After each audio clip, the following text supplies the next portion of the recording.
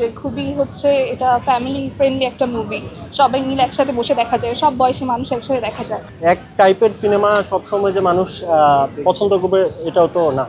একটা সিন ছিল যেখানে ডেলিভারি হচ্ছিল, প্রেগনেন্ট একজন মহিলার, ওনার ডেলিভারি হচ্ছিল। তো ওই সময় ওনার হাজব্যান্ড অ্যালাউ করছিল না যে একটা মেল ডক্টর এসে ওনার চিকিৎসা করবে। ওই সময় ওনাকে বেঁধে রাখা হয়েছিল। ওই সিনটা আমার কাছে অনেক ফানি লেগেছিল।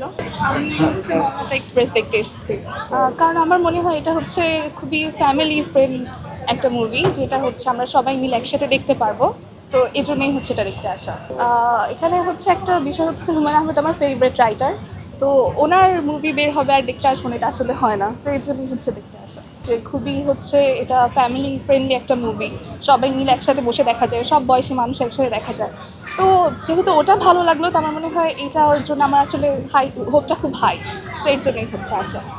বিগত সময় অনেক সিনেমাও হলে এসেছে, এবারকার সিনেমা অন্য অন্য সিনেমা এসেছে, মানে অন্য অন্য সিনেমা দেখবেন কিনা? প্রিন্স, দম, রাক্ষস।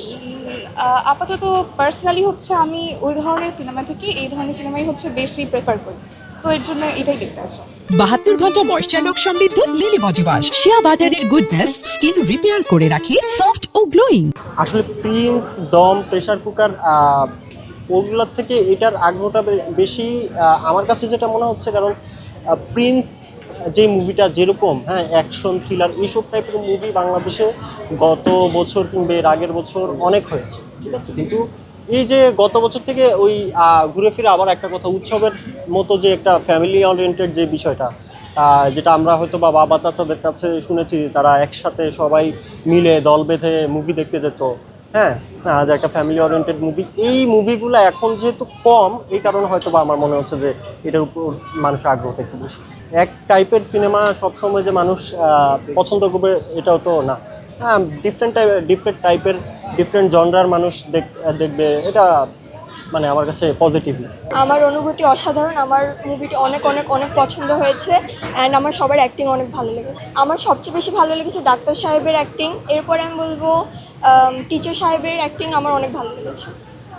এখানে অনেকই সিনিয়র শিল্পীরা এখানে অভিনয় করেছে, মোশাররফ করিম থেকে চঞ্চল, এবং চঞ্চল থেকে মোহাম্মদ বা হচ্ছে আপনার বাদল, মানে কার অভিনয়টা মানে দেখার মতন আপনার কাছে লেগেছে? আমার মতে চঞ্চল চৌধুরীর অ্যাক্টিং, ওনার character development at the ending of the scene অনেক জোশ ছিল। থ্রিলার না exactly, but family friendly and loving টাইপের, লাভি ডাভি। ঈদের সিনেমা দেখার আনন্দই অন্যরকম। আমি আমার বোনের সাথে এসেছি, আমার বোনের সাথে টাইম স্পেন্ড করতে এসেছি। ও বলছে চলো একসাথে অনেকদিন পরে মুভি দেখবো, মজা করব একসাথে, এরকম। একটা সিন ছিল যেখানে ডেলিভারি হচ্ছিল, প্রেগনেন্ট একজন মহিলার, ওনার ডেলিভারি হচ্ছিল। তো ওই সময় ওনার হাজব্যান্ড অ্যালাউ করছিল না যে একটা মেল ডক্টর এসে ওনার চিকিৎসা করবে। ওই সময় ওনাকে বেঁধে রাখা হয়েছিল। ওই সিনটা আমার কাছে অনেক ফানি লেগেছিল।